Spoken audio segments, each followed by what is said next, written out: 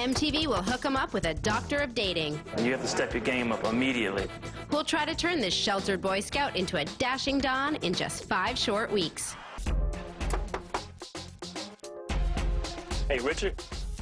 How you doing? I'm Dr. Alduan Tartt, and I'm your maid coach. Oh, wow. That's the doctor. He's a motivational speaker, a relationship expert, and a clinical psychologist. I am here to make you into a ladies' man. Well, sounds like you're the one for the job. All right, let's do it.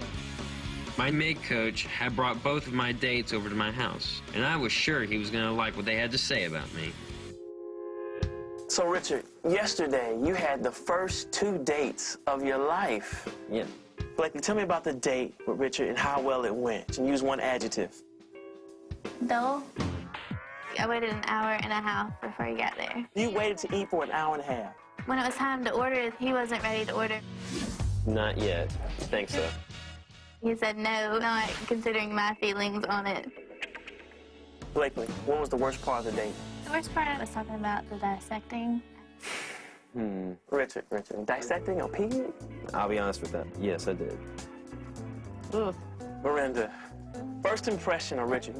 How do you know that now, but you didn't know that yesterday?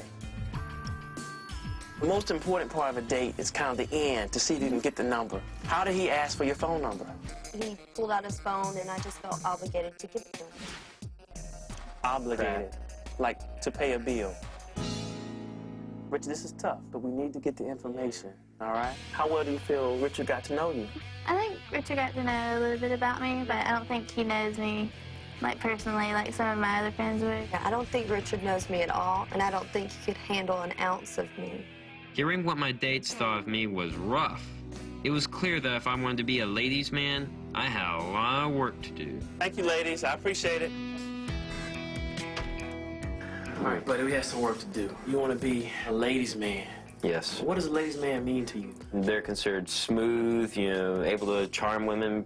So, Richard, you want to be able to date. Is there anything coming up in the near future that you need a date for?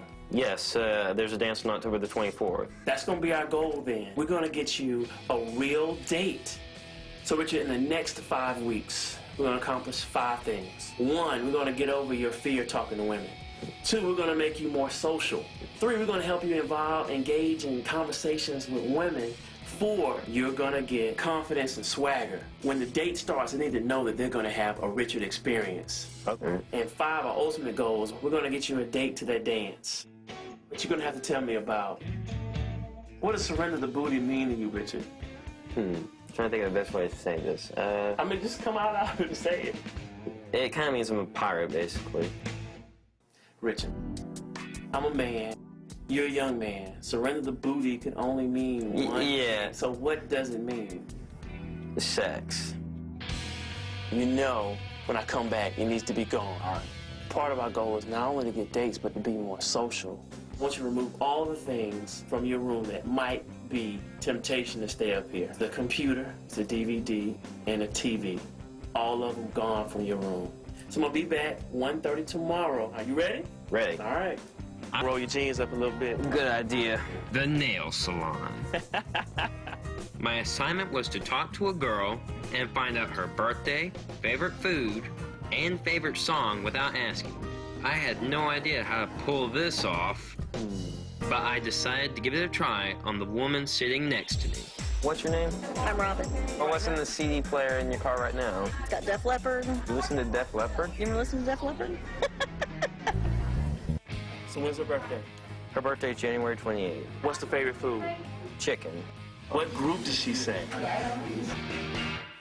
All right, so we got 2 out of 3. 2 out of 3 is a what?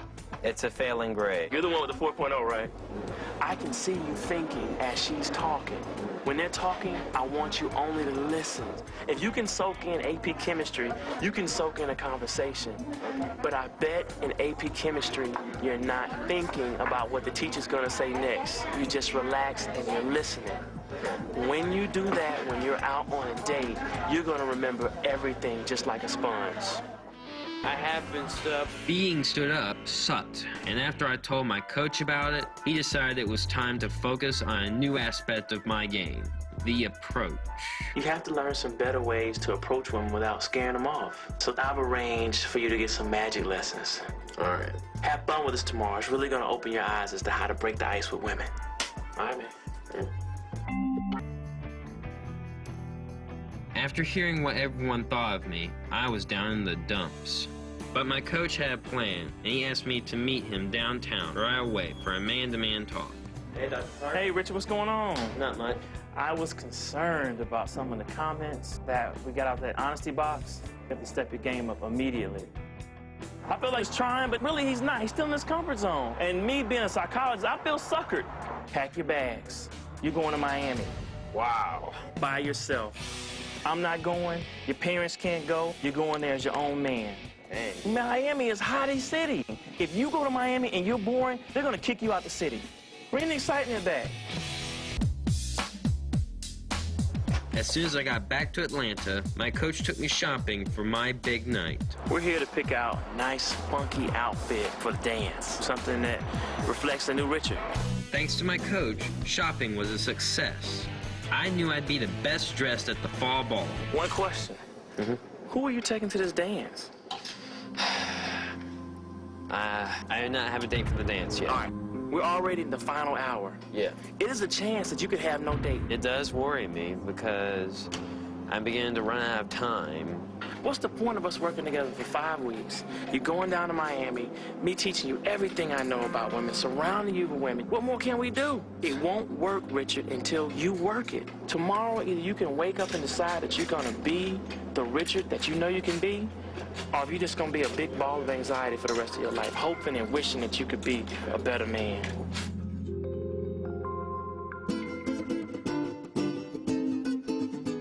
Dr. Tartt was more frustrated with me than ever, and I realized he was right.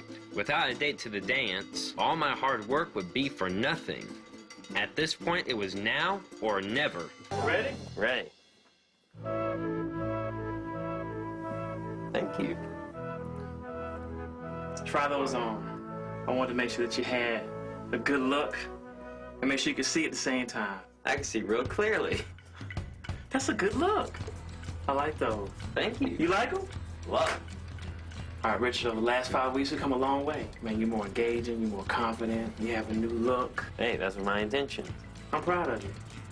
Thank you. Tonight is the final night. It's your opportunity to show the entire world just how far you've come. You excited? Very excited. You ready to have some fun? Ready. All right, let's go do it. Let's go. Tonight, all you need to worry about is Michelle. He took it to a whole nother level. As a coach, man, as a man, I think every man that's ever given anybody dating advice, that's all you need to see is your man's first kiss in front of everyone. That's the ultimate swagger. Thank you so much for coming, Doctor. He's a clinical psychologist, author, and teen parenting expert. We're so grateful to have you on the show, so thank you for spending time. Man, thanks for having me. Right now, Dr. Tartt, why do people bully? Well, when we look at it, there are a myriad of reasons. I mean, one, a lot of times bullies are actually victims, and they're not getting their basic needs met. It's very rare that you find someone that's bullying out of the blue. It happens, but most of the time we can track it back to what's going on in their childhood. Also, power and control and dominance. A lot of times, insecurity. There are a variety of reasons of why people bully. The real key is how we stop it and delving into what's going on in their family so that it won't happen again. And it can lead to depression as well. And there's 160,000 students that stay home per day as a result of bullying. So people start avoiding even going to school. They don't want to be teased. And think about it. When you start talking about bullying, you create bullies because people get fed up. And then you see them, especially if they don't have the social skills to fight back, a lot of times they overreact. And what you're trying to prevent, you actually create. So realize that when you bully, even as a bystander, or if you retweet something or you just pass it along, you are contributing to that bullying, and you need to stop and make a stand. And the thing is, if you're a bystander and you watch, that creates a pack mentality, perception to someone. The fact that you're watching, not saying anything, you're adding to it. So my challenge is, don't just be a bystander. Stand up for someone and say, hey, that's not cool. You shouldn't say that, you know? If you're not doing something, then you're part of the problem. You're not born a bully. There's certain circumstances that can lead you to feel that way. We have an epidemic of boys not getting enough nurturing from moms or dads. So I'm going to say something. It's going to sound kind of sappy, but it's true. If you want to have a stronger relationship with your son, research shows hug him 6 times a day for at least 6 seconds. You know, men, we believe in physical touch more than words.